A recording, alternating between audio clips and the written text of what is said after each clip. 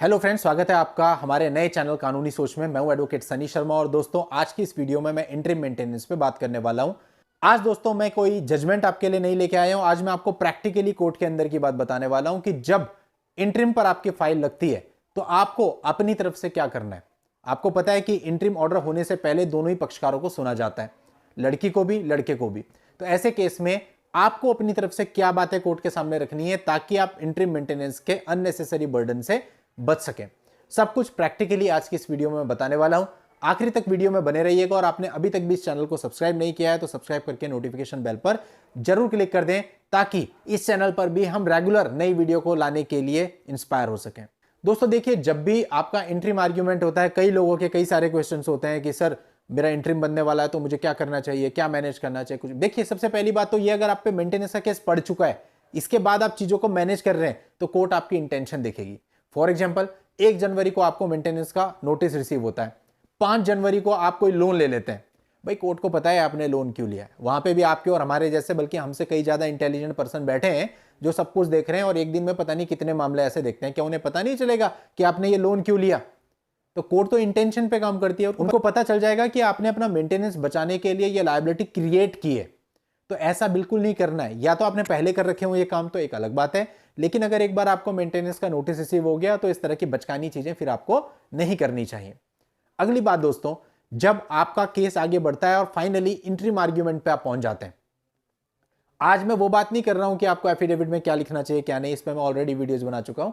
आज मैं बात कर रहा हूं जब सब कुछ हो गया, आपने अपना रिप्लाई फाइल कर दिया, दोनों पक्षकारों का मीडिएशन हो गया, मीडिएशन फेल हो गई और दोनों के सुप्रीम कोर्ट के रजनीश वर्सेस नेहा वाला जो जजमेंट था उसके एफिडेविट उसके अकॉर्डिंग फाइल हो चुके हैं। अब कोर्ट ने कह दिया कि तो इंटरिम पर आर्ग्यूमेंट के लिए तैयार रहिएगा। अब हम लड़के वाले इस एंगल से हम बात कर रहे हैं। अब दोस्तों लड़के साइड को अपनी तरफ से कैसे आर्ग्यूमेंट्स करना है वो मैं बताने वाला हूं। दोस्तों देखिए, यहां पर सबसे पहली बात यह है कि आर्ग्यूमेंट की तैयारी पहले से होनी चाहिए। 1-2 दिन पहले से सारे पॉइंट्स प्रॉपर वे में आपके पास लिखे हुए होने चाहिए। देखिए, कोई कितना ही समझदार हो, कोई कितना ही एक्सपीरियंस्ड हो, मैं ये मानता हूं जब कोई लिखी हुई चीज होती है तो कोई चीज आप मिस नहीं करते। एक पेपर आपके सामने जरूर होना चाहिए जिसपे आपने पॉइंट्स लिखे हुए हों। अब दोस्तों जब आर्ग्यूमेंट होते हैं ना कोर्ट के अंदर, किस चीज का फर्क पड़ता है? सबसे पहला फर्क पड़ता है आपकी आवाज का। आपकी आवाज बिल्कुल दमदार होनी चाहिए।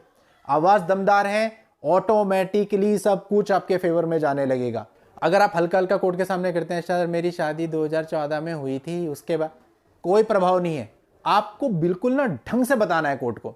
बता के दिखाऊं क्या? जनाब हम ओपी हैं और हमारी जो शादी है वो 27 अप्रैल 2018 को हुई थी और हम एसबीआई बैंक में मैनेजर हैं और हमारे ऊपर कई सारी लायबिलिटीज हैं। हमारे माता पिता हमारे साथ हैं, उनके मेडिकल खर्चे बहुत हैं और उनको ये पर्टिकुलर प्रॉब्लम्स हैं और उनके जितने भी कागज हैं जनाब वो सारे के सारे हमारे एफिडेविट के साथ लगे हुए हैं। जनाब शादी से पहले से हमारे कई सारे लोन चल रहे हैं और उन लोन की कई सारी ईएमआई कटती हैं। वो जितनी भी ईएमआई हमारी कटती हैं हमने बैंक स्टेटमेंट की कॉपी लगाई है।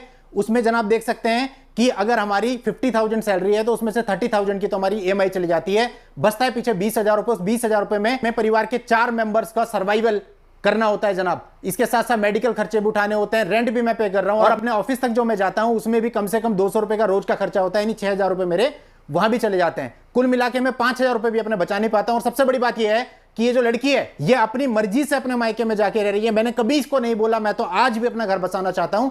यहां पे मीडिएशन के दौरान भी मैंने यही कहा था कि मैं अपना घर बसाना चाहता हूं, इसके साथ में रहना चाहता हूं, लेकिन उसके बावजूद ये लड़की बिना किसी कारण के, बिना युक्त कारण के अपने मायके में जाकर रहने लगी। और जनाब 125 का सबसेक्शन 4 ऑफ सीआरपीसी क्लियरली कहता है कि यदि लड़की अपनी मर्जी से गई है तो वो भरण पोषण की अधिकारिणी नहीं होगी। तो मेरा लास्ट सबमिशन यह है कि मैं किसी भी तरह से इनको मेंटेनेंस देने के लिए रिस्पॉन्सिबल नहीं हूं और ना ही ये किसी तरह का मेंटेनेंस मुझसे लेने के लिए एंटाइटल्ड है। तो दोस्तों इस तरह से ना आपको भारी भरकम आवाज में आर्ग्यूमेंट करना पड़ता है। जब आप अच्छे तरीके से आर्ग्यूमेंट्स करेंगे, कोर्ट का माहौल बनाएंगे, तो कोर्ट और जज साहब दोनों आपके फेवर में आते हैं, आपकी चीजों को कहीं ना कहीं बल मिलता है। तो इसीलिए मैं कहता हूं कि देखिए, आर्ग्यूमेंट्स के टाइम पे सबसे मेन होता है कि आर्ग्यूमेंट्स कैसे किए जा रहे हैं, उसकी प्रेजेंटेशन क्या है। अभी ये तो वन साइडेड था इसलिए इसमें उतनी बात नहीं आई, लेकिन जब सामने वाले वकील साहब भी खड़े होते हैं, वो भी अपनी तरफ से आर्ग्यूमेंट करते हैं, फिर आप जब उनका जवाब देते हो तो वो ऑटोमेटिकली और ज्यादा अच्छे से हो जाता है। अब दोस्तों सबसे पहले ना आपको इस आर्ग्यूमेंट में कुछ पॉइंट ध्यान में रखने, जो मैंने बोला इसको आर्ग्यूमेंट मत समझिएगा, तो मैंने ऐसे ही आपको बोल के दिखाया कि कैसे बोलना है। लेकिन मेनली इसमें क्या होता है, सबसे पहले आपको लड़की की एजुकेशन पे बोलना होता है।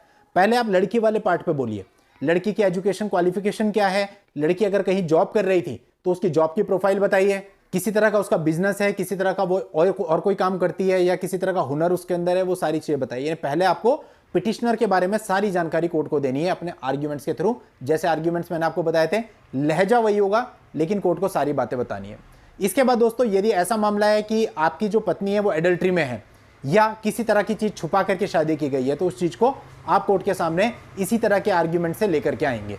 इसके बाद दोस्तों, लड़की के बारे में सब कुछ बताने के बाद आपको अपने बारे में बताना है कि आपकी क्वालिफिकेशन क्या है, आपकी जॉब क्या है, आपकी सैलरी कितनी है, आपकी लायबिलिटी कितनी है, आप पे डिपेंडेंट कितने हैं और उन डिपेंडेंट के क्या क्या खर्चे हैं।